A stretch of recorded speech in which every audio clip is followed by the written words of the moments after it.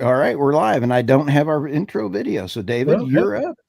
that's okay. We don't have our intro video, so we'll just wing it. We'll wing it today, folks. Thanks, everyone, for joining us today for the Energy Realities podcast. I'm your host this week, David Blackman, and that's always a risky exercise when I'm having to host here. I'm not very good at this, but that's okay.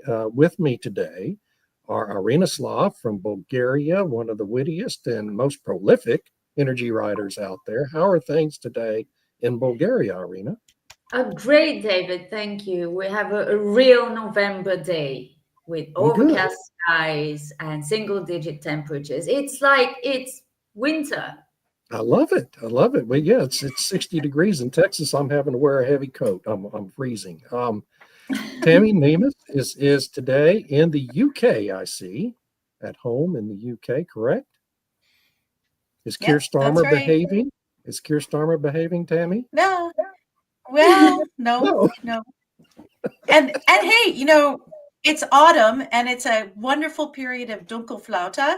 So it's been still and foggy and cloudy for weeks. Yeah, So that's a big yay! problem. That Yay, Dunkelflaute energy stuff. transition. Highly unusual for the UK. Yeah. Robert Bryce had a great piece about the Dunkelflaute stuff. Everyone should go read his Substack. It's hilarious. Yeah. And with us today also is Stuart Turley, the head of the Sandstone Group. And Stu, I believe that is your somewhere in Oklahoma residence. Yeah, my bunker in Oklahoma. I had to come back up here for when I had another family emergency. I'm supposed to be in Abilene, Oh my gosh. Oh my so gosh. I can't keep family emergencies down. Man, I know it gets hard, doesn't it? Well, listen, we're here today to talk about the implications. People may or may not be aware there was an election in the United States last week, or I guess really it was the culmination of an election month. We have so much early voting now going all over the country, and the happy result, as far as I'm concerned anyway, is that Donald Trump was reelected to serve a second term in office. He becomes the second president to ever serve non-consecutive terms in office, assuming he does get sworn in January. And so far, at least, we don't seem to have any significant effort by the Democratic Party to prevent that from happening. Hopefully, that will remain the case. And we are here today to talk about all the myriad implications of the election of Donald Trump to a second term. And we're already seeing a lot of stuff happening in Europe in reaction to that. And I think so. That means we should start with our European cohort. And I will call on Irina first to give the reaction she's seeing from the EU and NATO and all these other folks in Europe. Well, I haven't followed all the reactions, but my favorite one, even though I haven't followed all of them, was the reaction of Ursula von der Leyen from the European Commission, who said in response to, I expect media asking about Trump's threat of tariffs on European goods because the US is running a rather sizable trade deficit with Europe. And she said that maybe Europe is going to import even more liquefied natural gas from the US. She made a note of mentioning we're not discussing it, as in not actively discussing it, as far as I understood, but they're thinking about it because we're still importing Russian LNG. Maybe we should import US LNG instead. Well, maybe you should ask yourself why you're importing Russian LNG still when you have all this US LNG. But let's not get into the details, So clearly, Europe is not in the stronger position when it comes to potential tariffs. And I loved a column in Reuters by Gavin Maguire, the climate editor or something. Well, he reports on climate change and transition stuff and all that. He suggested really charmingly that Europe could try to twist Trump's arm and say, if you impose tariffs, we'll stop buying American LNG. Now, how exactly is this going to happen? Where are you going to get alternative supplies from? Russia? it's Well, of course, yeah. it's really funny. And of course, we have the German government collapsing, which has nothing to do with the US elections. I'm absolutely sure. It's just a coincidence. Yeah, I'm It's sure. bad timing. Well, let me ask this of the team, because Germany is was the poster child of what to do for climate change. It was the poster child of fiscal responsibility and green energy. It has failed. It has deindustrialized and deindustrialized. What is their plan forward? It's a That's great a good question, question. Tammy. So, Do you I have mean, any answers? one of the reasons why the government fell was because the coalition was a very strange one. So you have the socialist, which is the SPD, aligned with the Greens, which is even more socialist, borderline communist, and then you had a business party called the FPD and or FDP. I can't remember which one, but the business party was put in charge of the budget because there's a law where they're not allowed to run deficits or whatever. And so he held the line and said, all of this different stuff you want to spend money on, we don't have the money for. And they wanted to use the COVID money. And then the court said, no, you can't. And he said, Right. well, I am not going to support all of this energy transition stuff or Green Deal stuff if it puts us in debt. And he refused to cross that line. And then he resigned because the government was going to force him to go into debt. So supposedly the coalition has fallen, but they're going to hold a snap election next March. So Next March. hardly It's not very fallen. snappy. So they're not even going to vote, have a confidence vote until probably January. In the Bundestag, they're still fighting about it, and the different parties are like, no, we should call this now. We should maybe have a vote on Wednesday. And the SPD and the Greens are like, oh, no, we need stability. We'll do it in January. So I don't know what the outcome of that is, but it's exactly what Irina and Stu had mentioned, is that, if you commit down that pathway, it is about deindustrialization. It's about degrowth. And when people realize it, they're like, whoa, what? That's not what we want. And it's costs a lot of money. So all this stuff that is supposedly cheaper is more expensive. And people don't want to pay it. So there we are.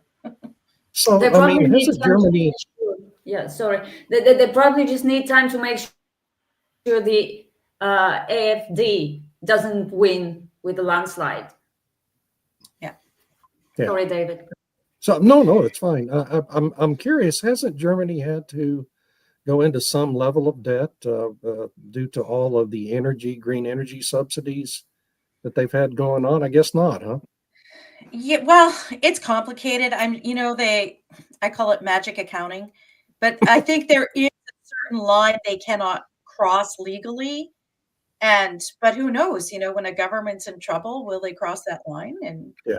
So, yeah. Well, I'm sure there's somebody who can put something in the chat who knows a little bit more about those details. From Germany.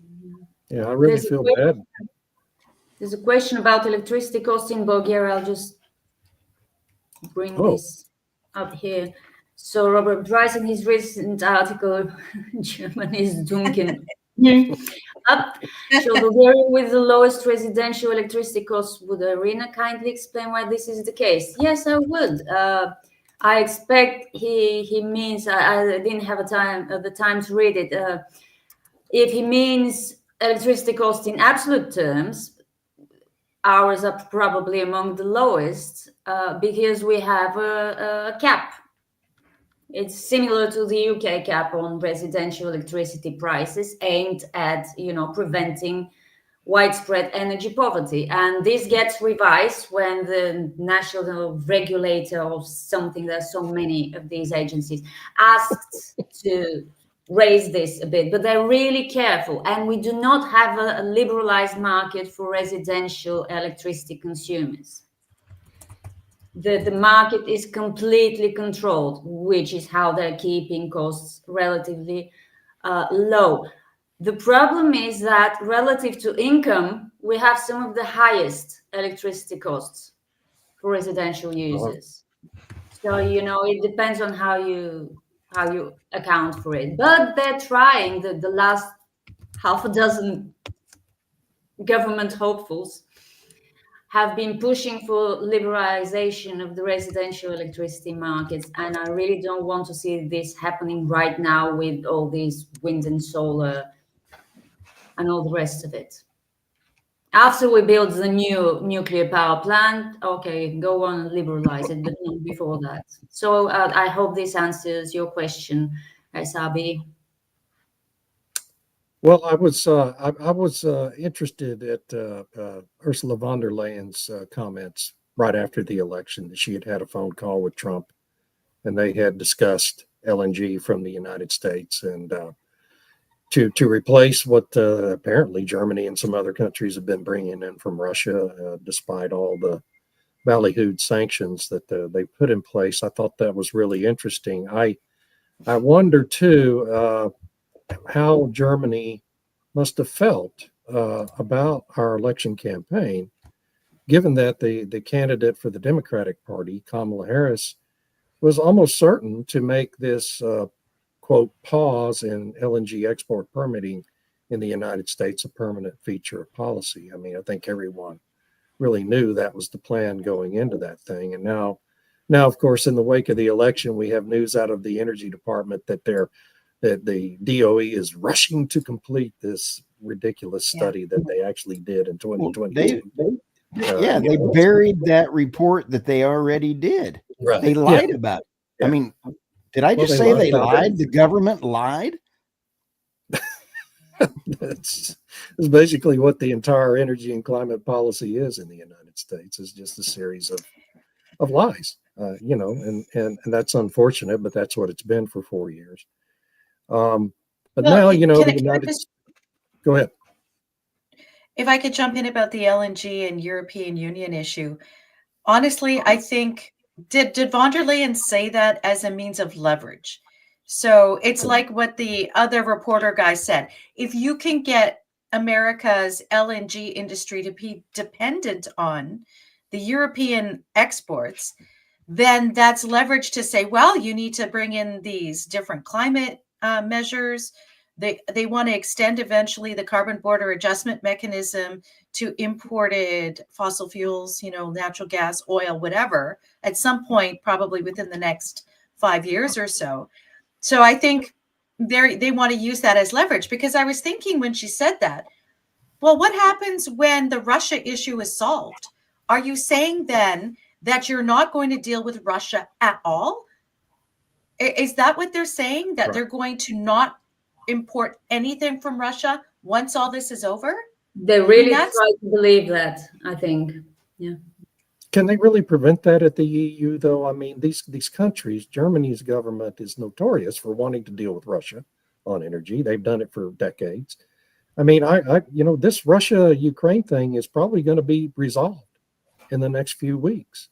Yeah. Or maybe shortly after Trump is elected. And, as it should have been 2 weeks after the invasion resolved. And so, I mean, it's going to reset all of this.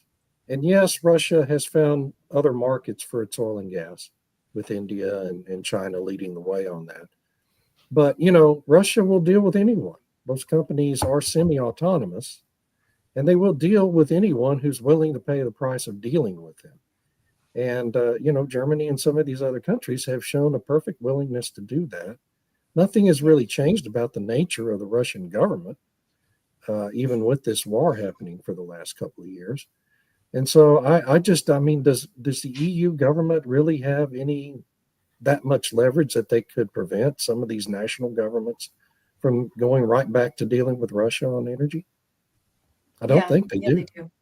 Do they? I mean, they could penalize them, right? But as a matter of they've been doing law, it to Hungary, but Hungary is not changing its mind. Right. Yeah.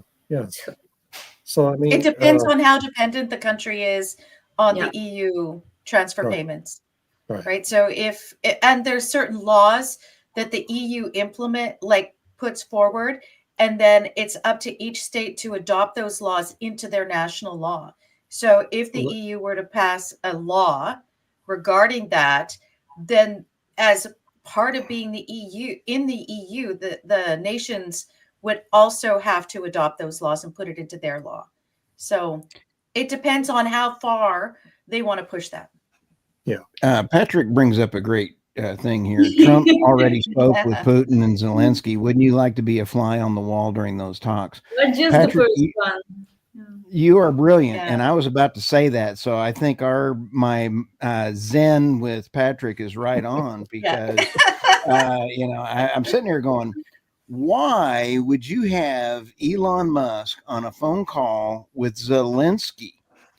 What does Ukraine and X have in common? They're Musk is both about Starlink. they're both crime scenes. The Ukraine is one of the biggest crime scenes for U.S. and Ukraine corruption the world has ever seen. It's bigger than that. It's just not the US and the Ukraine. It's everybody. Yeah, I mean, it's a crime scene. There are bodies everywhere in Ukraine, and especially fiscal bodies. So if Elon Musk is over here going, Zelensky, I got records of you in, think about this. The reason they want to take Elon Musk out is because he has records of the U.S. government and X trying to censor free speech. Elon Musk also has a lot of records on Ukraine. Why was he on there? To end the war. I believe that the war will end very quickly. I believe, David, you are right that it's going to end here very quickly. I think that you're also going to see a choice for the EU. Either you can start buying cheap Russian natural gas, you can sign that contract that's due in December that's expiring for the Ukraine pass-through. I bet that gets re-signed. You're going to see the Caspian Sea pipeline coming on through, and then you're going to start seeing some other pipelines that are already being teed up to roll through. You can either buy cheap Russian natural gas and re-industrialize and save your economies, or you can deindustrialize and be overrun by being thrown out of office. So which one, if you're a political leader and you have deindustrialized your country, which one are you going to do? Are you going to start buying cheap Russian gas? How are they going to explain their transition push? How are they going to explain all the solar panels and the wind turbines if they're just going to switch, or they will switch back to gas?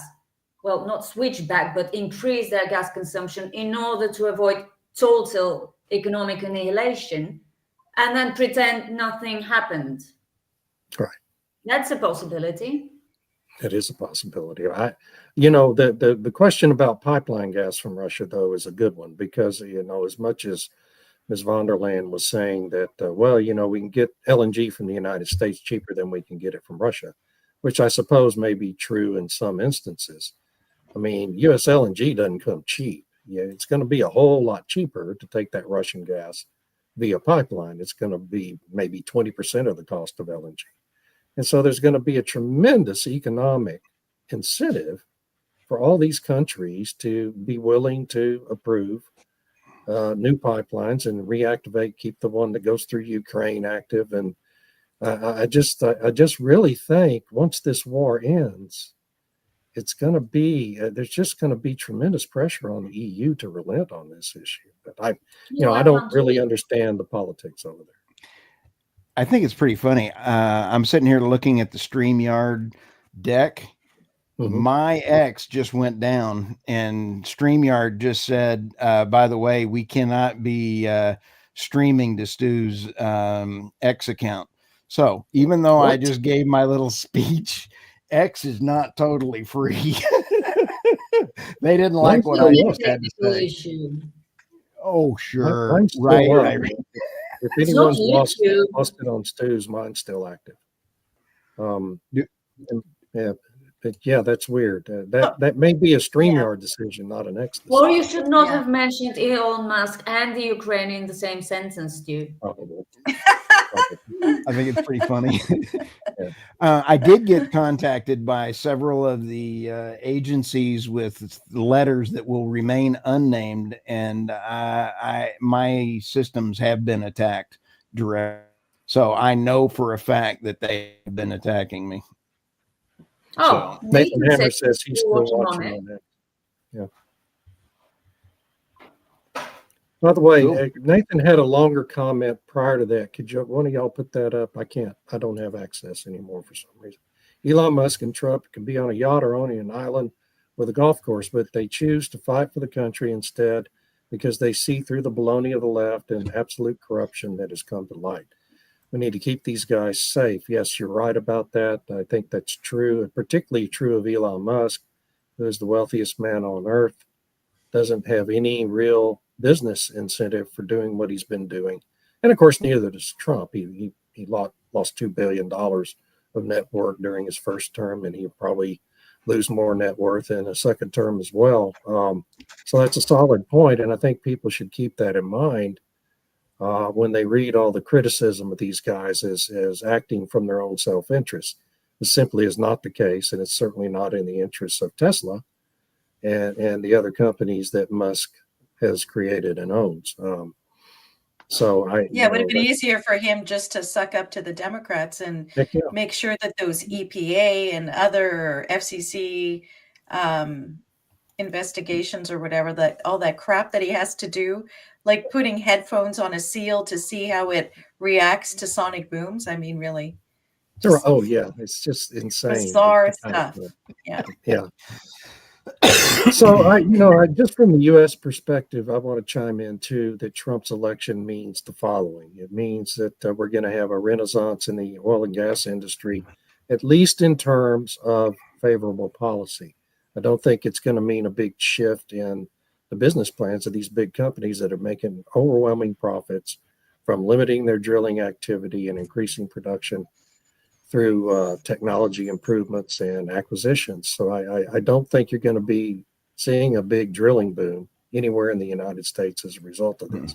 You are going to see a lot more emphasis, though, on deploying natural gas in our power grid because it's a lot faster and cheaper to build gas plants than it is to build nuclear plants, which will be the second area of big focus for incentivizing in a Trump administration. We're going to see huge policy initiatives designed to speed up the permitting and building of new nuclear as well in the United States. But gas in the short term is going to see a big boom just in terms of demand from energy. I mean, from the electrical sector is going to be a huge focus on securing our power grid, which is incredibly vulnerable to all sorts of attacks. Trump is going to really focus on that. And the big loser in all this won't be solar, it'll be wind. The wind industry is going to be under a big assault from the Trump administration because they realize how destructive, inefficient, and really expensive wind energy is.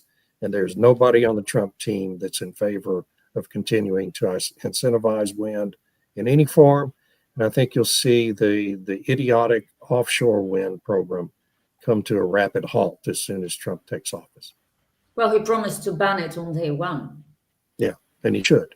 He should, because listen, man, what's happened in offshore wind in the United States is a huge scandal. And it really needs to be some focused investigations by the new Attorney General on everything that's happened in that space in the United States. Not easier if you have a moral compass. I'm not sure what that's referring to, Tom. He's referring to my comment about Musk, how it would have been easier to suck up to the Democrats. I agree, Tom. Yeah. Yes, absolutely. Absolutely. And that purchase of Twitter by Musk, just the other thing I'd like to say about that is one of the most important events in American history in terms of protecting the individual rights of our citizens to speak freely and openly in public. And without Twitter, without X, and the open forum it has provided, it's very unlikely Trump could have won this election because the media would have been in full control of what, quote, the truth is in the United States. And, we'd have been lost. I mean, we'd have really been lost as a country. So, Well, we would have. impossible to overstate the impact of that. Joanna asked a great question, David. Do you think they'll do away with the Texas Energy Fund after the election? No, because I mean, you've already got so many projects lined up to be built. I think the Texas government really sees the need to build more natural gas, even if the power industry doesn't. And unfortunately, providing that subsidy via the Texas Energy Fund is the way to get it done. And last I'm interruption not here. in favor of those kinds of policies, but you just see that the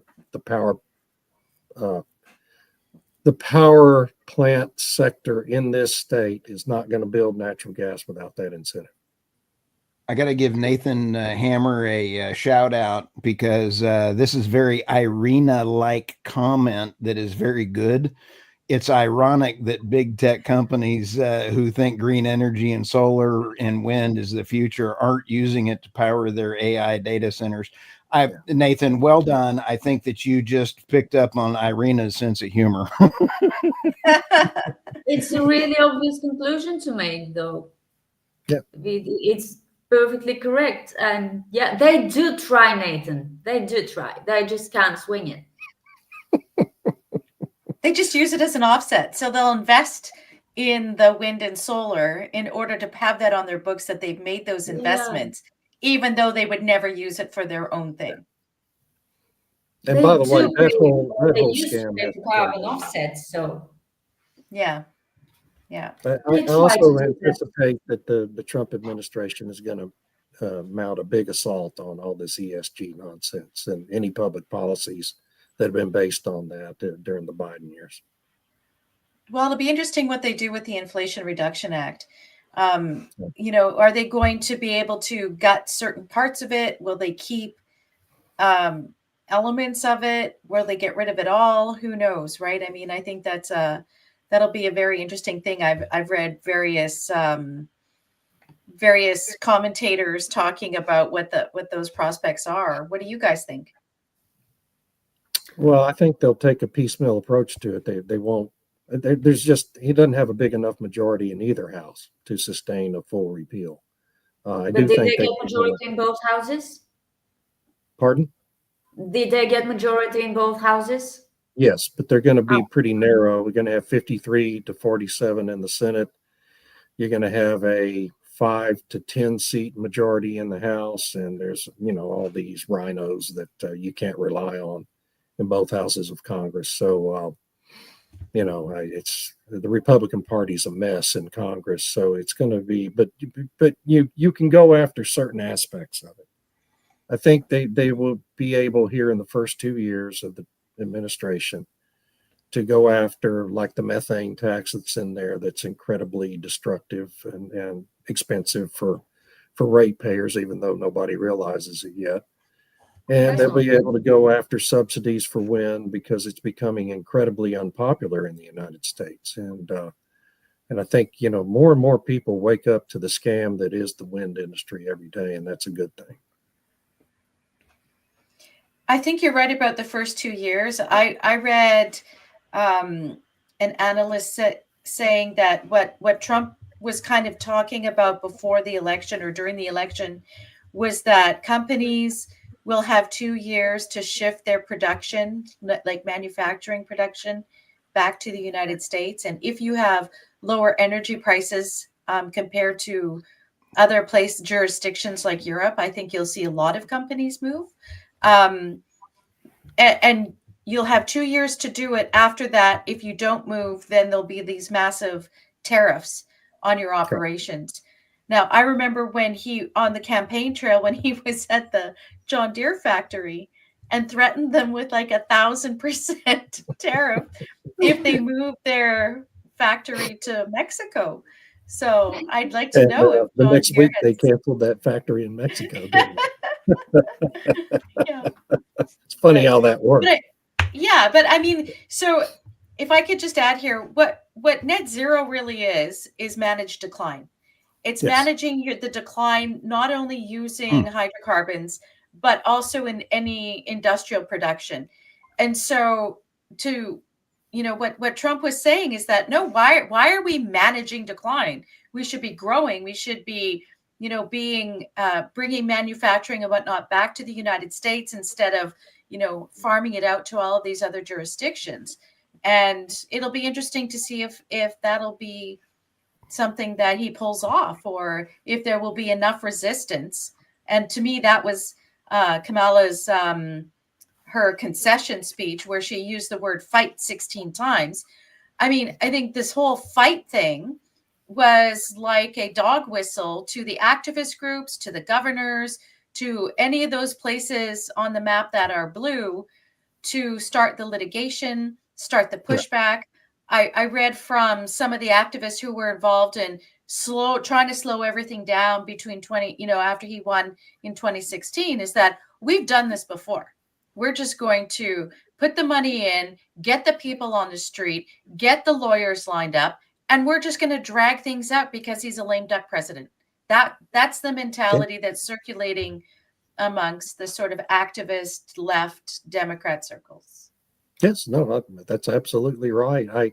Their problem is this, and I think that's their inclination, but their problem is going to be that they don't have, in 2016, it was a very, very, very narrow victory for Trump. Really, 40,000 votes across 3 states decided that entire election. This election was a mini landslide, and it's the first time in 20 years the Republican candidate wins the majority of the votes in the election. And that's a big deal, and it's going to have a dampening effect on what they do. I think had this been as narrow as 2016, we'd already see Antifa and BLM organizing massive riots on the streets.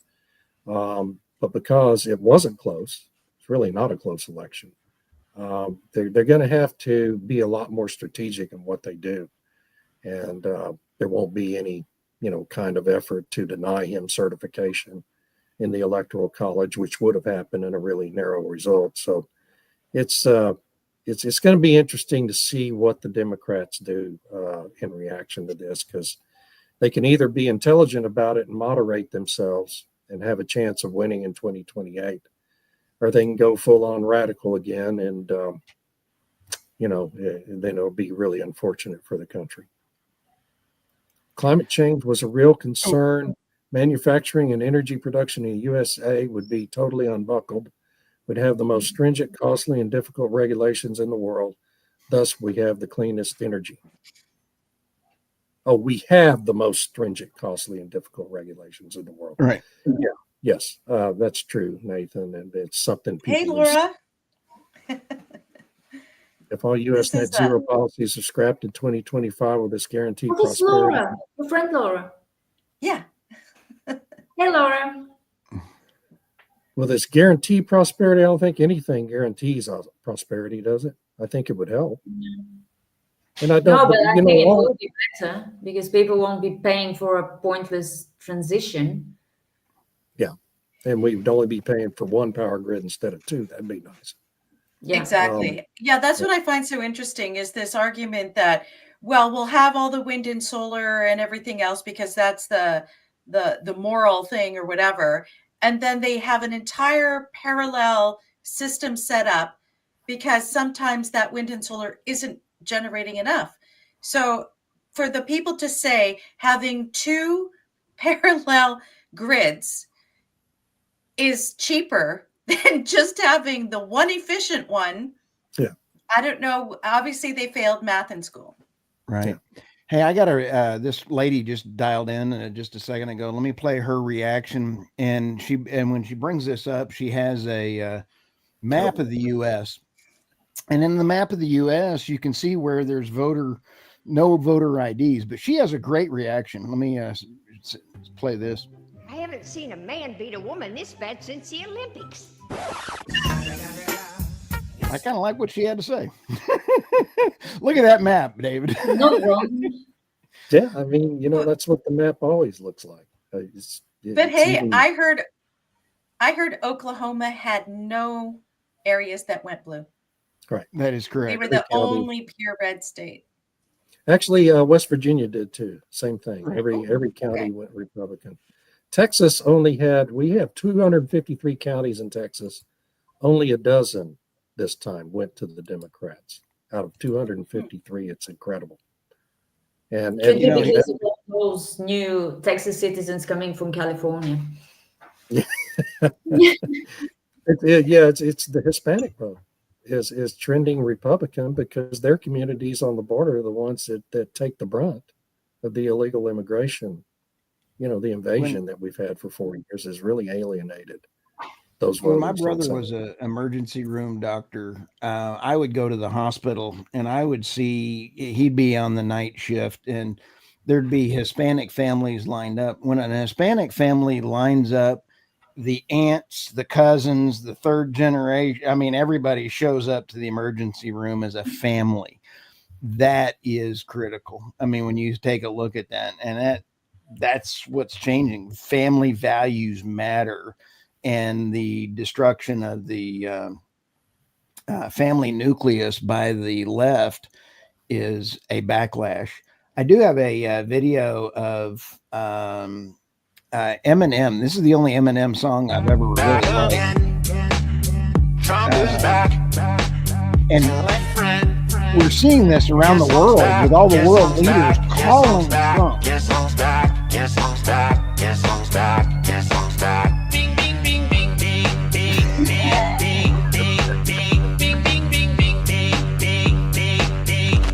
This is Eminem. I'll create a monster, cause nobody wants to see Biden no more. They want Trump. I'm chopped liver. Well, if you want Trump, this is what I'll give you. A little bit of weed mixed with some hard liquor. Some vodka that'll jumpstart my heart quicker than a shot when I get shot at the hospital by the doctor. When I'm not cooperating, when I'm rocking the table, well, he's operating. You waited this long, now stop debating, cause I'm back, I'm on the reg and ovulating. I know that you got a job, Miss Pelosi, but your husband's heart problem's complicating. So the FCC won't let me be, or let me be me, so let me see. They try to shut me down on my Twitter, but it feels so empty without me. So come on, thumb on your lips, that on your lips, and some tits, and get ready, cause this shit's about to get heavy. Just settle all the horses. Fuck you, Nancy! Oops. That was pretty funny. There we went. Went too far, Stu. Yeah, but while we love, there's so many people crying and leaving America for good, and Actually, filming not themselves leaving America for good. We had all Apparently, these one celebrities person- promise One person on TikTok was saying they were leaving America and going to Hawaii. that. I don't even know. Yeah, incredible. What are the top question. 3 energy related things you would like to see a Donald John Trump administration do in the first 100 days? Question. Well, I mean, the obvious first answer is you end the idiotic pause on LNG, and you go from there. I mean, he's going to basically rescind every Biden order related to energy, and that's dozens and dozens of executive orders. And you know, he'll you know, what I want to see is nominate somebody with a really aggressive attitude towards the Department of Interior to restart the federal leasing program. And because the Interior Department's been in clear violation of the Mineral Lands Leasing Act for 4 years now, and refusing to conduct lease sales as they're required to do under the law. And so I just think that's vitally important. His Attorney General is vitally important. And, you know, as Secretary of State's going to be vitally important because you're going to have a lot of international pushback as well as the Democratic Party here. Yeah. We probably ought to go to our selected news articles that we want to discuss. I'm sorry, I'm 10 minutes late doing that. Okay, here we are. Yes, this is me. Berkeley, California, the most liberal city in the country, had a proposition on the ballot this time that would have invoked a heavy tax on large apartment buildings, office buildings that wanted to use natural gas for heating and cooking and other appliances. And Berkeley residents in California, more than 60% of them voted to reject that that item on the ballot. And so it turns out that even Berkeley residents like their gas stoves, just like everybody else does. And then we had this incident where these two lame brains from Just Stop Oil got some orange spray paint and painted the sign out in front of the American Embassy in London. And you can't really see it in the photo attached, but a lot of that paint dripped into the water, the body of water beneath that sign, and polluted that, of course, because spray paint's made with what? It's made with petroleum products. And these dimwits are too dumb to know that. Anyway, so those were my two. I just enjoyed the heck out of those. Well, maybe they were celebrating the Trump victory, Orange Man and all that. Maybe so. Maybe, or maybe they were Dutch. I don't know. Anyway. Irina, it's your turn. We've lost your sound. Here, just wait. Here. She's still You're unmuted. muted. Sorry. So first, for the less funny one, it's about degrowth. It comes from ING, the bank, and it's based on some survey of companies that say, interestingly, that growth should not be at the basis of a business. Now, I can get on board with that. I can understand that the idea that a company does not necessarily need to grow constantly. It does not need to keep getting bigger and bigger. They just need to keep their income higher than their expenses. I mean, it's simple as it gets. But what this article tries to do is, apply this to an economy. But an economy cannot really be run as a business, I think. Because people want to have better lives, not the same lives. And while a company could kind of do it, if it's a private company and doesn't have shareholders, an economy, I don't think it should do it. But anyway, we have this idea of degrowth yet again, and we're going to see it more and more often, I'm sure, despite the Trump presidency. So that was from ING. They're even talking about a post-GDP era. How is this going to happen? I have no idea. But the funniest story is an ad for a seminar that Substack reader sent in the link to one of my posts. And it's a very catchy headline, but it's about coping with the tragedy of climate change and how, as far as I could understand, wow, we need to talk more about it. We need to vent about it, to be free to share our depressing feelings about it all. And if you're feeling, apparently you should be feeling torn between going to work and caring about the planet and climate change.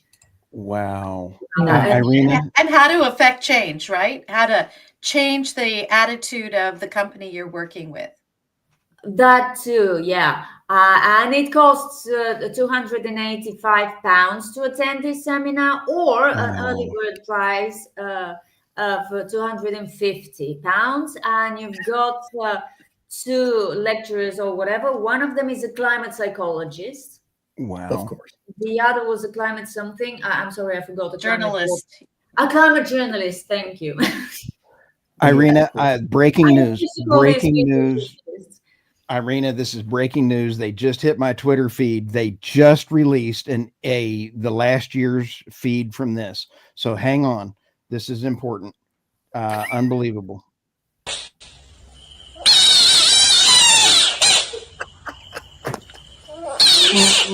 Sorry, I had to do it. This is what you get when you go to a climate conference trying to learn how to deal with climate. Yeah, that's actually pretty accurate. Now wait for the end. This is hilarious. Watch this. I had no idea they could make these sounds. I didn't either. Climate activist, frogs. I had no idea. Sorry, Irina. That was breaking news. No, don't apologize. I already spewed 2,000 words on the topic. I just wanted everyone to see this headline, this seminar. Maybe some of you would like to go. I don't know. I mean, what's 250 pounds for the good of the planet? I mean, think about it, people. Only if I can bring my Small frog. price to pay on learning how to cope better with your conflicting priorities. You know, you want to have a job and keep having a job on the one hand, but on the other, we're destroying the planet and we should do something about it. Maybe stop going to work. I'm really not sure what the idea is, but that's how it sounded to me. That's all for me. Okay. Next up, Stu. Okay, let me go to the next one here. Oh, okay. Yes, Tammy. So, the first story there was linked on Euractiv, where they were talking about in Ukraine. A Ukrainian MP said that due to European integration requirements, the electricity tariffs may increase for Ukrainian citizens. They will. And they will, right? And if you go to, there's a link on the Euractiv page to the article in Ukrainian, then use Google Translate or whatever. And he talks about how basically because of all, if they want to join the EU, become an EU member, they can't have low prices. Because it'll change how food is produced. You know, they'll be competing with European farmers and all the different industries that may want to relocate to where there's cheaper power and all this kind of thing. And so he's like just prepping the Ukrainian people. Well, sorry, you know, you're going to have to pay a lot more for your electricity when we join the EU. And the way it was phrased with Google Translate was that basically Ukrainians are debtors, and they owe the people in Europe or whatever. It was interesting. I'd like to know what the actual Ukrainian words are or whatever, but the translation made it sound like it's the Europeans who hold the money, and therefore they will be dictating the terms. So that was a very fascinating article. And then the second one was in the Financial Post this week by Joe Oliver, who was a former energy minister for the Stephen Harper government. And at one point, he was also the finance minister. And he wrote this really great article called "We're at a Climate Policy Turning Point." And he talks about all of these different measures in Canada, especially the carbon tax.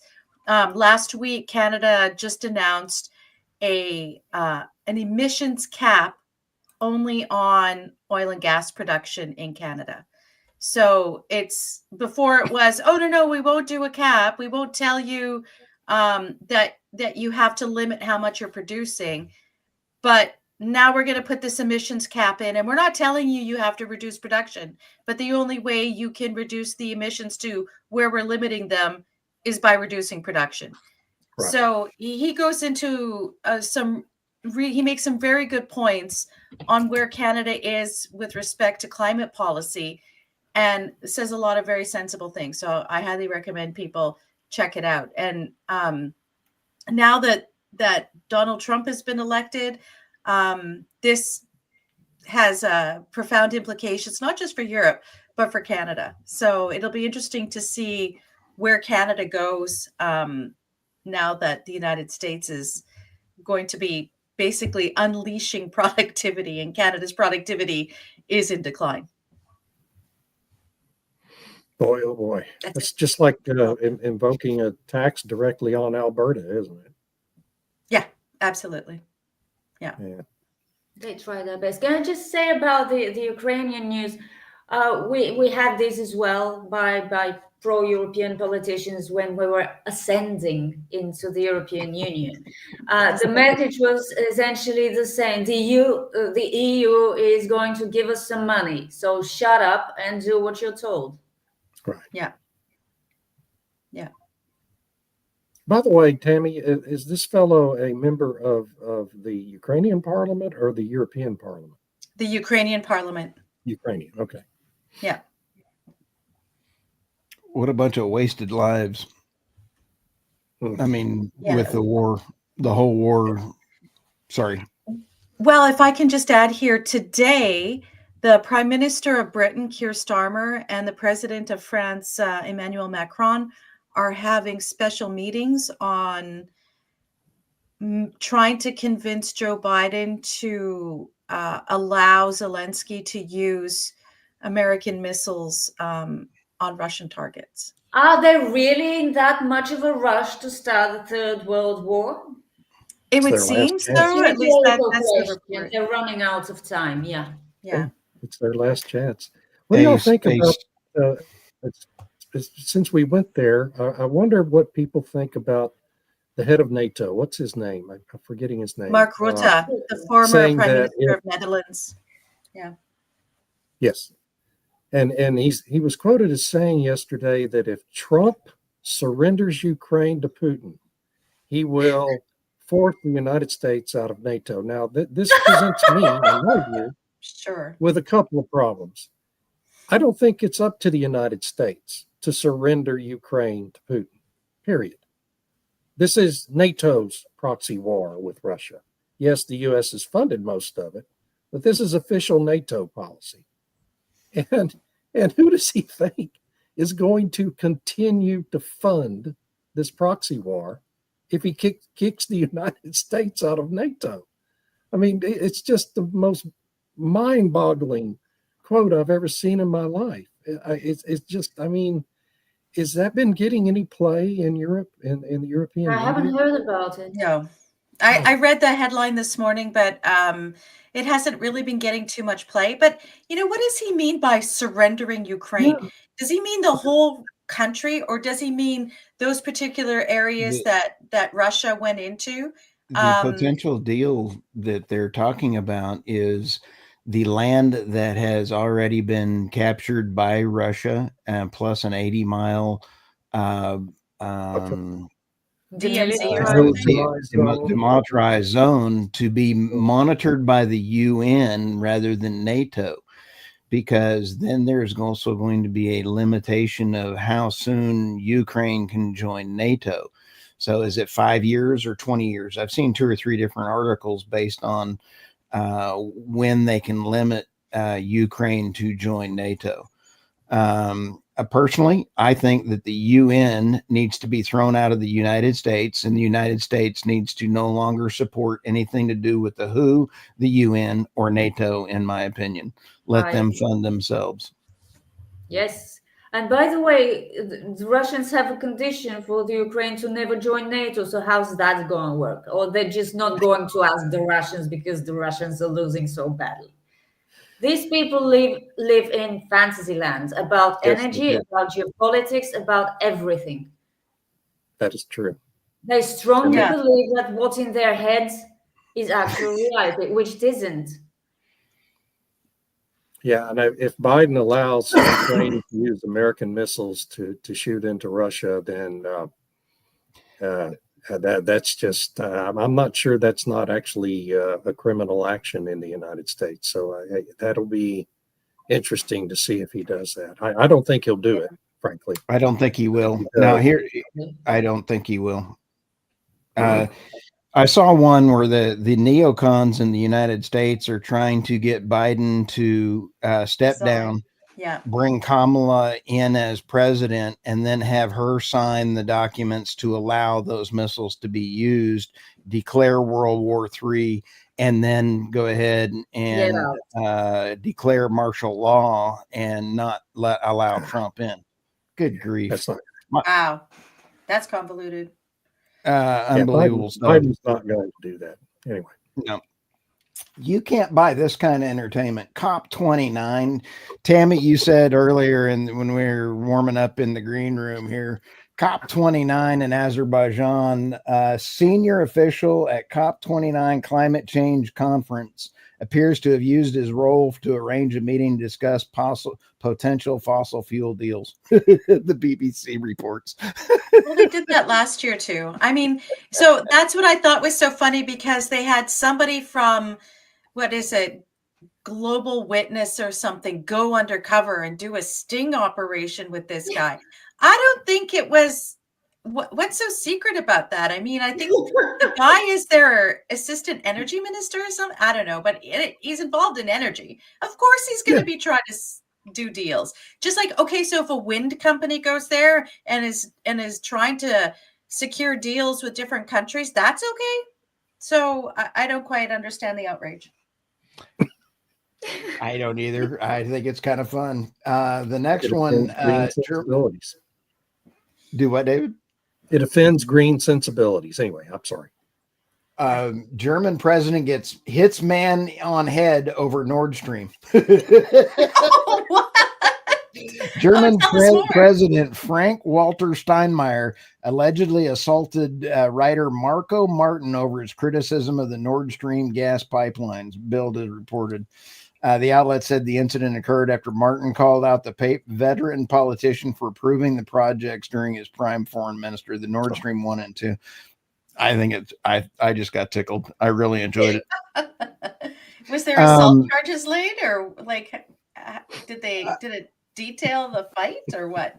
The article quoted saying how the tabloid hit him. He actually physically hit him.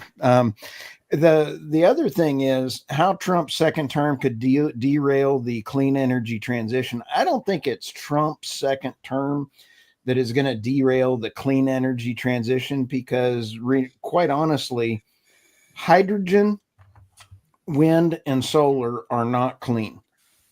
Yes, I just said that out loud.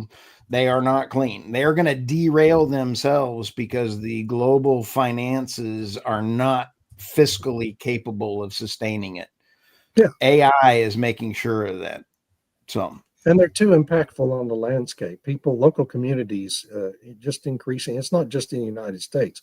Local communities all over the world are fighting back, particularly against wind. But the same thing will happen with solar. Tammy circulated that article about the UK government wanting to approve a 60 square mile solar farm in the UK. That's insane. That's insane. Right. It's some of the most beautiful landscape in the country. That's a crime against the environment. And it's not sunny enough. I know. Huh? Pragmatically, it's not sunny enough. Yeah. Right. Yeah. Yes, exactly. Hey, I would like to give a shout out to our veterans. And Tammy, it's Remembrance Day in the UK. Is that correct? Yeah, in the UK and Commonwealth countries. So in Canada, UK, Australia, New Zealand, any of the other Commonwealth, we call it Remembrance Day or Poppy Day. And instead of having a cat video, could you imagine jumping out of an airplane just as a human, but let alone as a dog? And this one to me is just a fantastic tribute. And in the naked light I saw. When my dad went to Vietnam, he was the only one that came back out of all of his friends. So,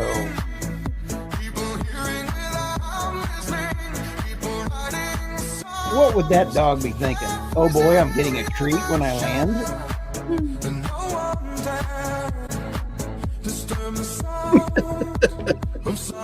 Watch this. A fur missile getting ready to go.